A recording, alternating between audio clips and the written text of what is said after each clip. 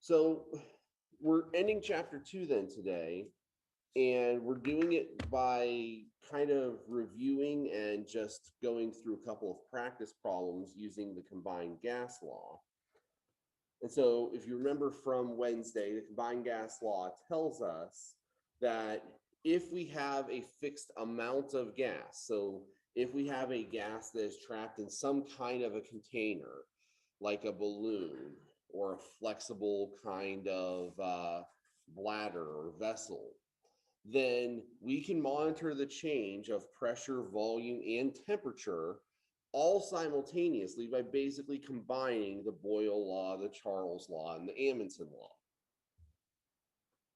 And mathematically, we can express this as our initial conditions, pressure times volume over temperature, are equal to our final conditions, pressure times volume over temperature. Again, the thing to remember in all of these cases is that our temperatures here have to be in degrees Kelvin. And the reason it has to be in degrees Kelvin is, well, because we need to have an absolute temperature. We need to have a direct relationship between the temperature that we're measuring and the energy of the particles. And the Celsius scale and the Fahrenheit scale don't give us those things. The other thing that those Celsius and Fahrenheit scales give us are negative and zero temperatures, which would mean that we could potentially have negative or zero pressures or volumes, which equally don't make sense. So let's take a look at an example question here. Let's say that we have a compressed gas that is being held at 3.33 atmospheres of pressure and 35 degrees Celsius in a 5.5 liter vessel. If the vessel were suddenly to expand to 15.2 liters at a temperature of 55 Celsius, what would the pressure inside be? So, as a method of organization here, we can recognize that this first sentence represents our initial conditions. Initial conditions in that equation are the one conditions. 3.33 atmospheres of pressure, that must be P1. 5.55 liters must be V1. 35 Celsius must be T1. And we need to convert that to Kelvin by adding 273.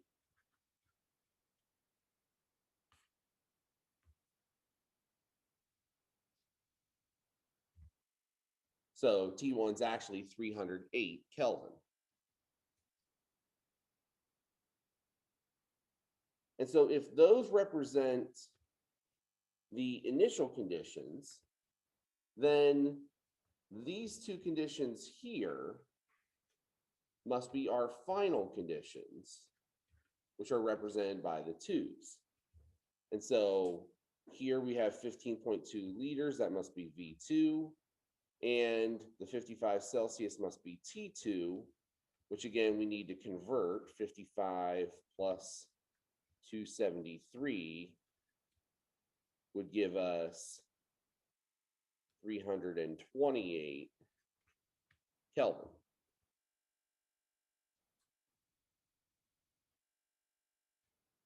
So if we set those values equal to each other according to the combined gas law, remember, combined gas law, P1 V1 over T1 is equal to P2 V2 over T2. Well, P1 is 3.33 atmospheres. V1 is 5.5 liters. T1, 308 Kelvin. And that's going to be equal to P2, which we don't know, V2, which is 15.2 liters, and T2, which we calculated 328 Kelvin.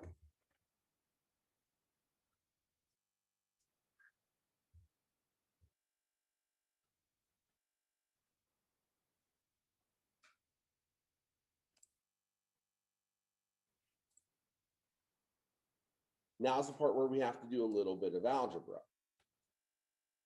And so that little bit of algebra we have to do is we have to get P2 by itself here. Now, to get P2 by itself, we're going to need to multiply both sides of the equations by the same value.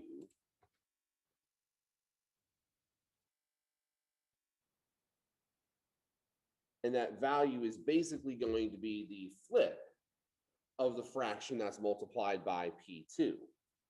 So we want 328 Kelvin in the numerator, 15.2 liters in the denominator. That'll cancel out everything on the right-hand side of the equation other than P2. And it'll cancel out the Kelvin and the liters on the left-hand side of the equation. So the only left unit is atmospheres after we do this calculation. 328 multiplied by 3.33 multiplied by 5.5 divided by 15.2 divided by 308. We can see all of our measurements, with the exception of this one, were known to 1 decimal place, so we will round to 1 decimal place as well. Our final pressure is equal to 1.3 atmospheres.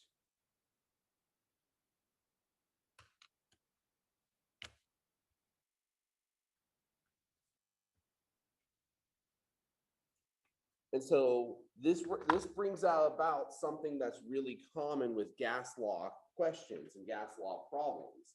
And that is, when multiple things change, what parameter measurement is going to have the most impact on the change? And the answer is almost always going to be not temperature. Because even though we had a 20-degree difference, if you notice, we went from 308 to 328 Kelvin.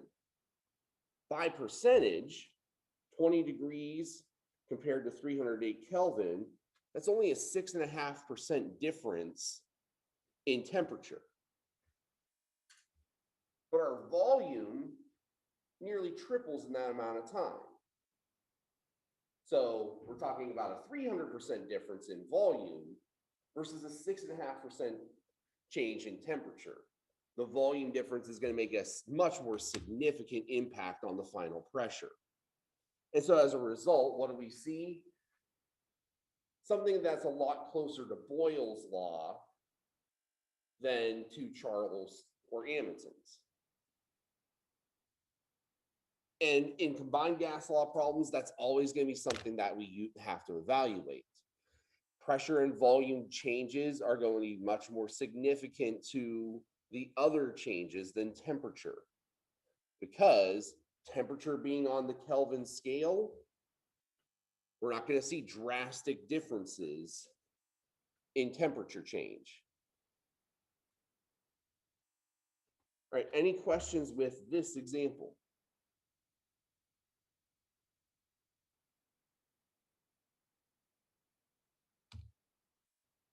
All right, I want you to try this one on your own. We have a certain vessel that if the pressure inside of it goes above 36 atmospheres of pressure, the vessel will rupture, it will break. There's an air reactive gas held inside a 10-liter canister at a temperature of 25 Celsius and 25.9 atmospheres. This cylinder was left out in the sun all day. The temperature inside has gone up to 75 degrees Celsius. The question is this: will that canister rupture? So give you a couple moments to hash it out, put some ideas on paper. and then we'll come around and we'll talk about it. We're largely on the right track. Let me point out a couple of things to you that'll help you get in the right direction further if you're a little bit lost. So this 36 atmospheres, this is neither pressure 1 nor pressure 2. This is the limit. So ultimately, we are going to solve for P2. What we're going to do is compare P2 to that limit to figure out if the canister breaks or if it doesn't. So you're going to be using the combined gas law. P1 V1 over T1 is equal to P2 V2 over T2. You can identify here all of your 1 conditions. The only 2 condition that you can identify here is the 75 Celsius. Now, some of you, as I walked around, made an assumption about V2. So V1 is the 10 liters. What assumption were you making about V2? It's the same. What leads you to that conclusion?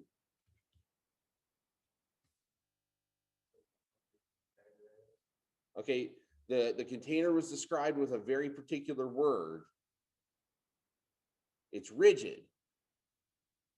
So if the container is rigid, it's not going to expand and contract. It's going to stay the same. So from that perspective, V1 and V2 are the same. You can either put 10 liters in both of those places and cancel them out during the algebra, or recognizing that they are the same, you can remove them from the combined gas law and simplify the law. So with that in mind, go ahead and finish the problem, and then we'll go about the answer. All right, so let's go ahead and finish this off then. So our initial pressure was given to us by these initial conditions at 25.9 atmospheres. Since we've determined that the volume is held constant, I'm going to leave it out of the equation entirely. Now, again, you could choose to leave it in there. It would just get canceled out when you do the algebra flipping, but you can also just leave it out at the beginning when you recognize it. Initial temperature, 25 Celsius, is 298 Kelvin. And then on the flip side, we are trying to find that second pressure when the temperature goes up to 348 Kelvin. Since we eliminated the volume condition, the algebra here is actually considerably simpler. We just need to multiply both sides by 348 Kelvin.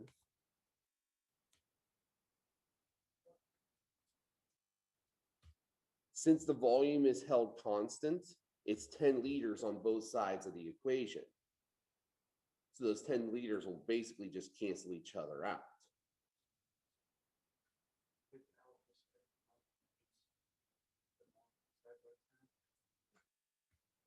More or less. So since we had the same term in the same position on both sides of the equation and it's equal to the same value, it'd be like multiplying both sides by 5, or in this case, multiplying both sides by 10. I can choose to multiply both sides by 5 or by 10, or I can just choose to not multiply either side, and I get the same result.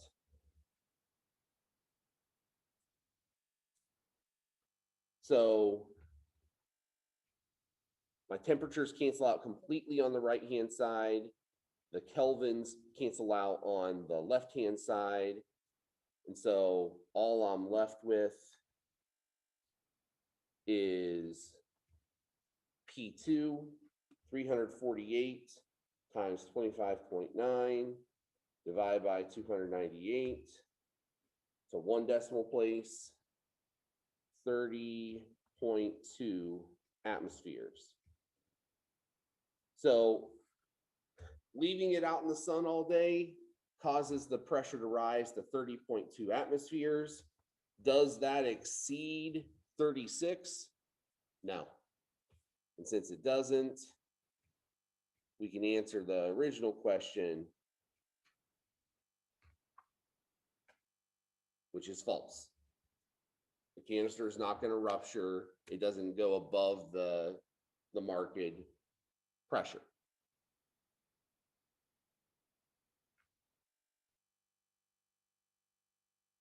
All right. Further questions about this kind of problem?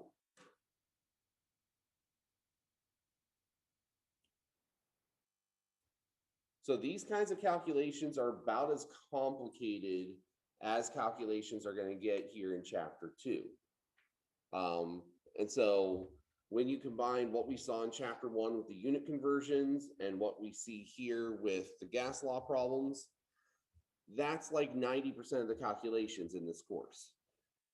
Almost everything else that we're going to do from here on in is going to be more on the conceptual side of things rather than on the mathematical side of things. So as we transition to the last part of the chapter, we want to talk a little bit about the idea of compression. Gases and liquids do have an interesting relationship with each other because, as you know, gases, because they have lots of space in between them, are relatively easily compressed. In fact, most gases are sold in a compressed form where we put them into a tank and we basically keep them into a tank at high pressure so that we can have lots of available gas for whatever it is that we're doing, whether it's acetylene or oxygen tanks or whatever the case may be.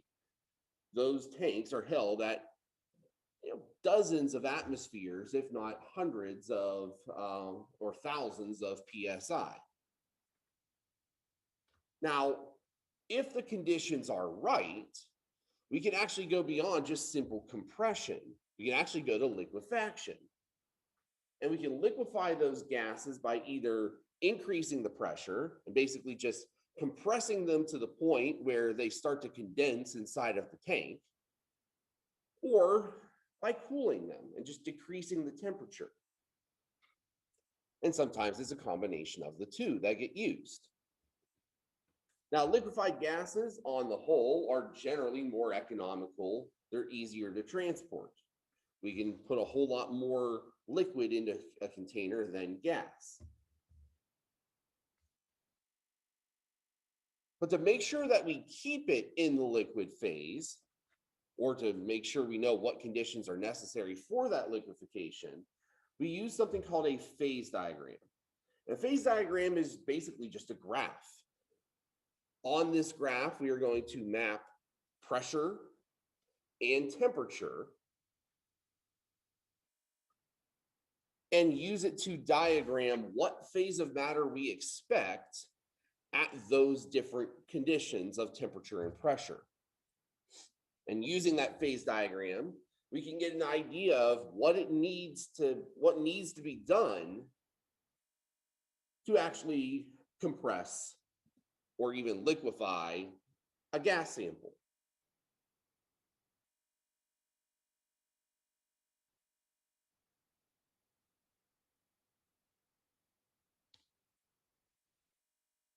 Now, when it comes to phase diagrams, there are some important pieces of a phase diagram that are going to be useful to us and useful to this situation, these circumstances. In particular, there are 3 points of interest. There is the boiling point. The boiling point is any point where we see a direct conversion from the liquid phase to the gas phase. tying it back to the concept of vapor pressure that we used back last chapter, boiling point is specifically the temperature where the vapor pressure of a liquid equals the atmospheric pressure of the air surrounding it.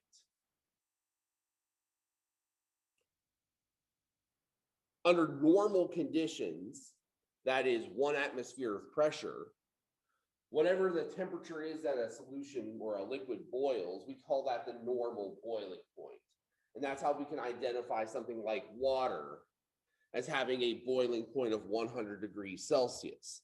That 100 degrees Celsius is the normal boiling point of water. That's where water boils at atmospheric pressure, normal atmospheric pressure. But a phase diagram would actually show us that water is capable of boiling at other pressures and temperatures as well. But we tend to focus on what's considered normal.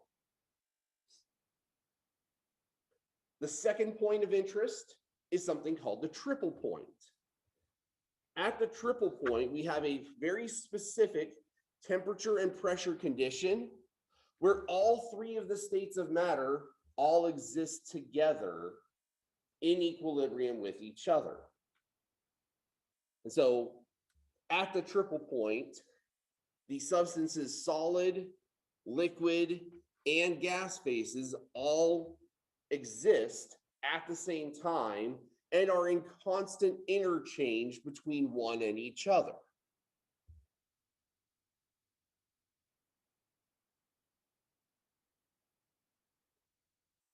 And the third thing that is of interest to us in a phase diagram is something called the critical point. In a critical point, what we are looking at specifically is what is the last set of conditions where we are able to compress a gas into a liquid.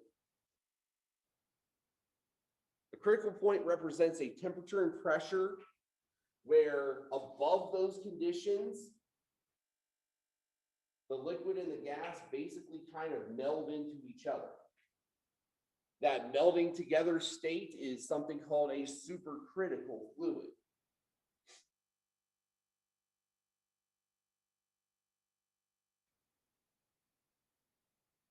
So if we wanted to liquefy a gas, we have to be below the critical temperature. If we get above the critical temperature, there's no way that we can liquefy the gas. What we are going to have instead is a supercritical fluid.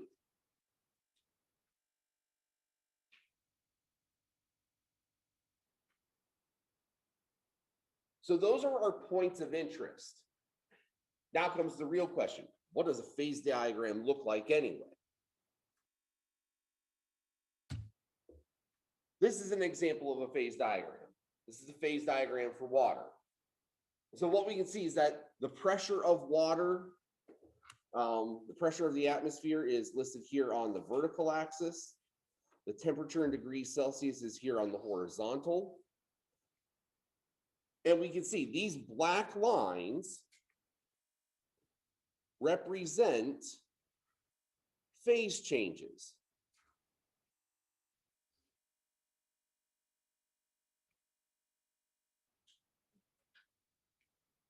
So we can monitor phase changes between the solid phase and the liquid phase.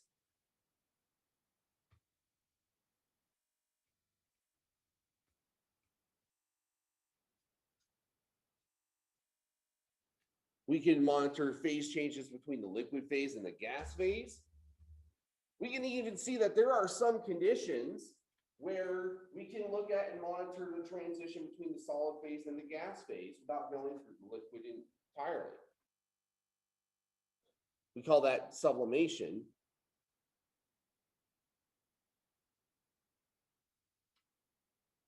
Notice also that water has a critical point. The critical point for water occurs at 374 Celsius and 218 atmospheres of pressure. So we're really in no danger of accidentally bumping into the critical point of water. But its triple point is actually just above 0 degrees Celsius and at a pretty low pressure, 0.006 atmospheres of pressure, which would be about 0.09 psi. So this one you actually can observe, and I'd encourage you to go try to find something of it.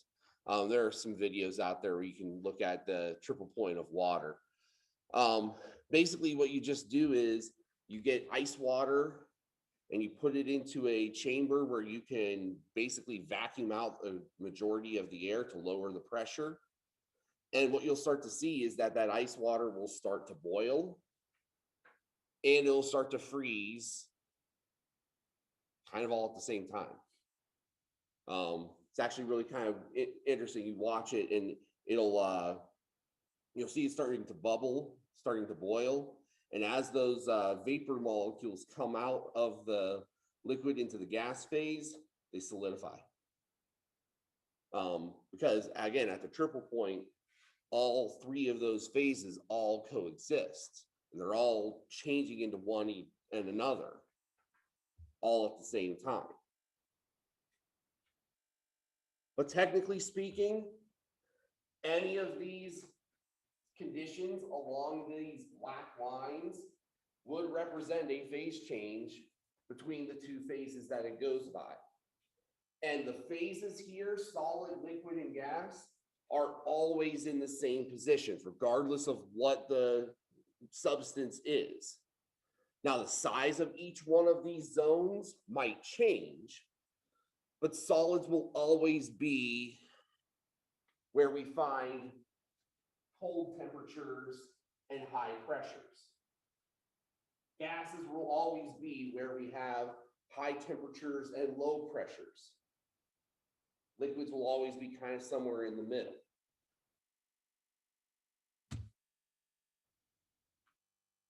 What kinds of questions can we ask you about phase diagrams? Well, here are a few. Mainly, these are interpreting the graph. So, under what state of matter will water be under these conditions? So, if I'm at 1 atmosphere of pressure and 105 Celsius, the way to tackle these is basically to draw on the phase diagram. And I'm just going to draw a line at 1 atmosphere. And I'm going to draw another line at where I'm going to guess 105 Celsius is. And maybe I'll draw a better line.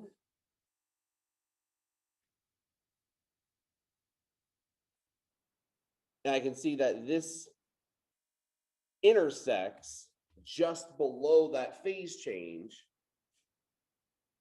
This is a gas.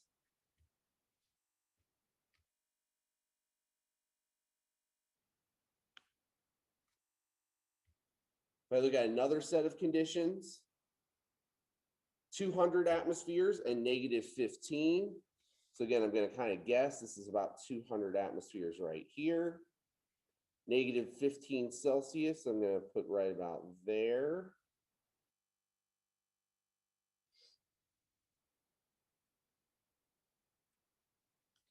And I can see that I'm firmly in the solid region of the graph.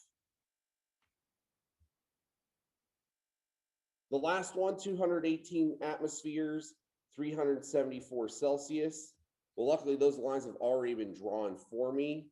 They intersect right here at the critical point.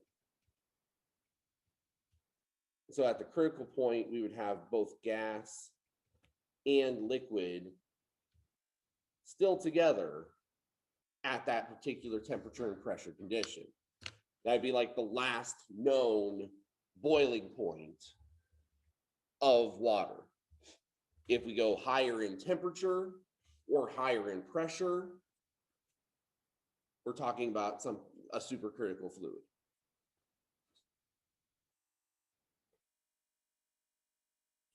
All right, any questions about this phase diagram?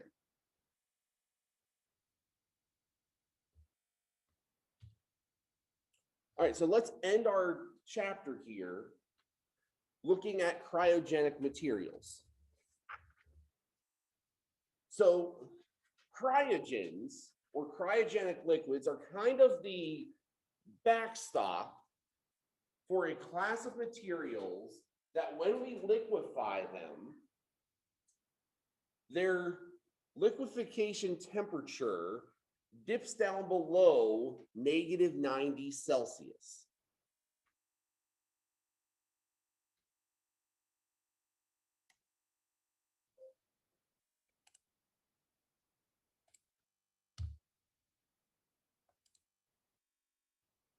Or -130 Fahrenheit.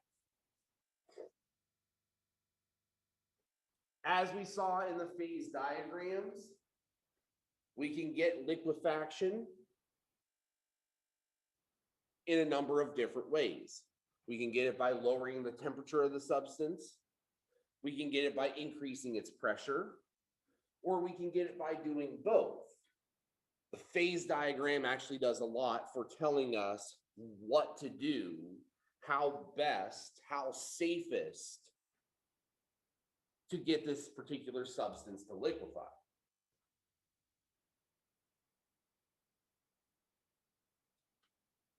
But if the liquefaction occurs at these temperature conditions, less than 130 Fahrenheit, less than -90 Celsius, less than -130 Fahrenheit, then the compressed liquid carries on the tag of being a cryogenic liquid as well.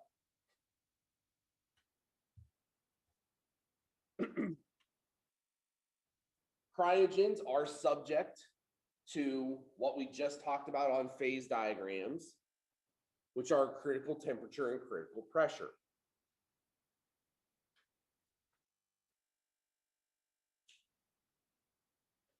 And so now that we have that knowledge about phase diagrams, we know why, if we have something at the critical temperature, pressure alone is not going to cause it to condense.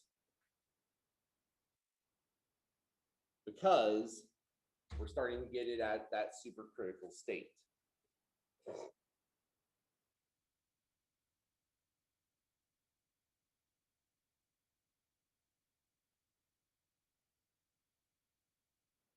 And like I said, with the phase diagrams, the critical point represents that last phase of conversion.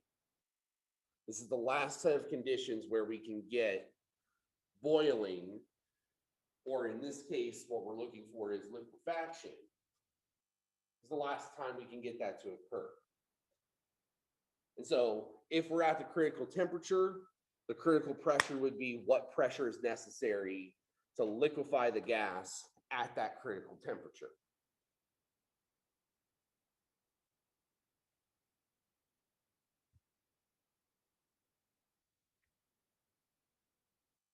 Now, cryogens on their own are pretty cool, because if you've seen anything having to do with liquid nitrogen or liquid helium, there's some really cool chemistry that's done with them. There's really cool demonstrations that can be done with them as well. You've probably seen a number of those kinds of things where dipping a banana in liquid nitrogen, for example, basically makes it as hard as a rock, but as brittle as ice.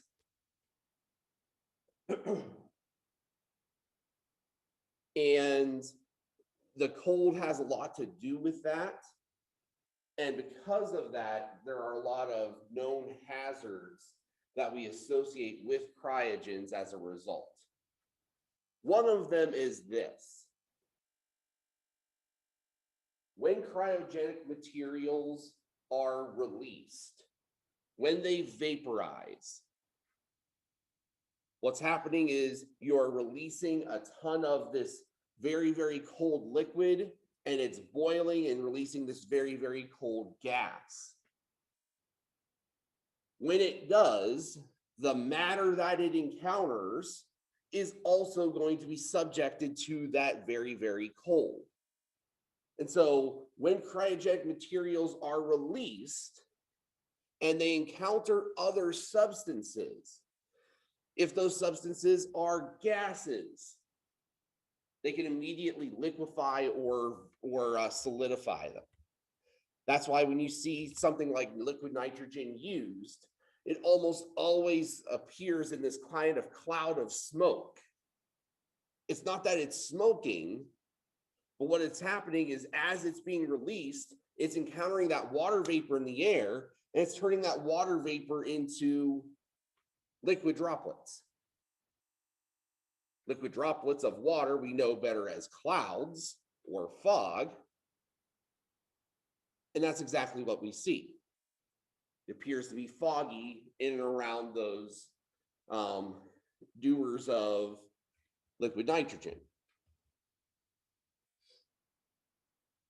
Those gases and vapors, when they solidify, can form a thin layer of ice in the immediate vicinity of where it's released. And because of the temperature, we end up seeing a displacement of air, reducing the available oxygen in the area, which can create an asphyxiation hazard.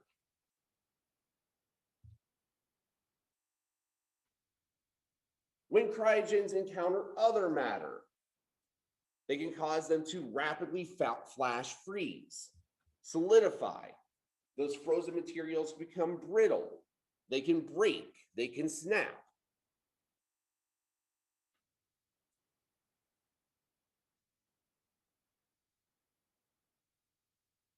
Cryogenic materials, as they are encountering the world,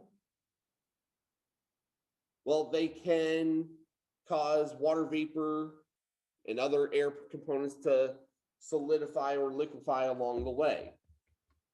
Gases that have boiling points lower than -183 Celsius will condense in the presence of a cryogen.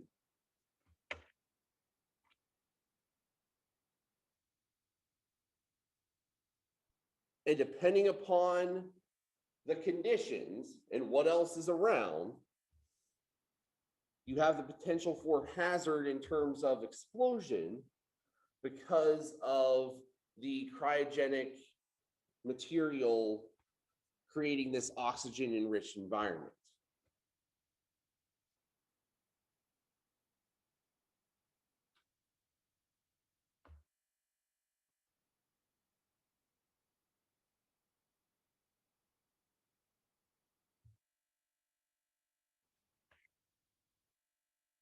If you encounter cryogenic materials and you are not properly protected using the appropriate thermal PPE,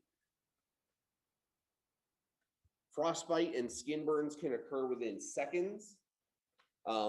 Depending upon the nature and severity of the exposure, they can resemble first, second, or even third-degree thermal burns.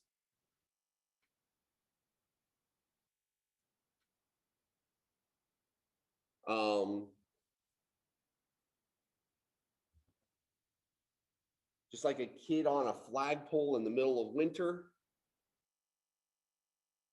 cryogenic material can cause your skin to bond to metallic objects as well. Cryogens, because of the cold and because of the inhalation danger, can cause potential lung damage, potential cardiac arrest, and again, depending upon exposure duration and the nature of the exposure, hypothermic effects can be found as well.